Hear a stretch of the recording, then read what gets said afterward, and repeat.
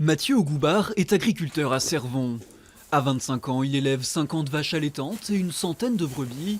Un cheptel qui lui demande des journées de travail de 12, parfois 14 heures, 7 jours sur 7.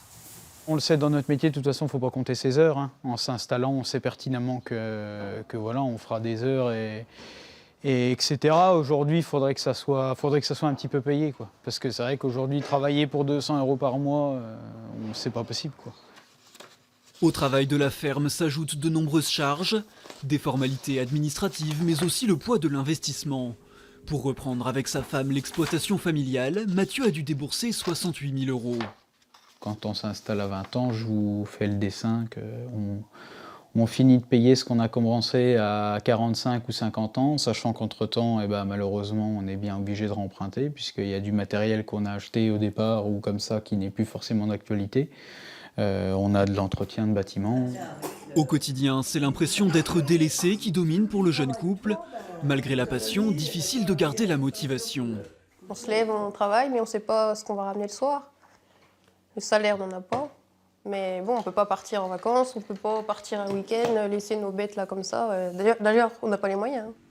Les cours de la viande n'ont quasiment pas évolué depuis 40 ans. Un désarroi pour les éleveurs, souvent découragés par le manque de perspectives. On aimerait tous vivre de notre métier, on aimerait pouvoir en vivre décemment.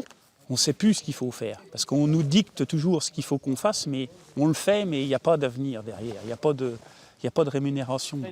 Des difficultés partagées par tous, conventionnelles ou non, c'est le modèle industriel qu'il dénonce.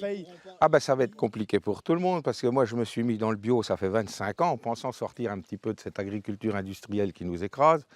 Et on s'aperçoit aujourd'hui qu'ils sont en train de prendre la main là-dessus aussi, qu'ils veulent tout cadrer dans le bio et puis amener la production toujours à la baisse et puis exploiter ce qu'ils vont pouvoir revendre au maximum.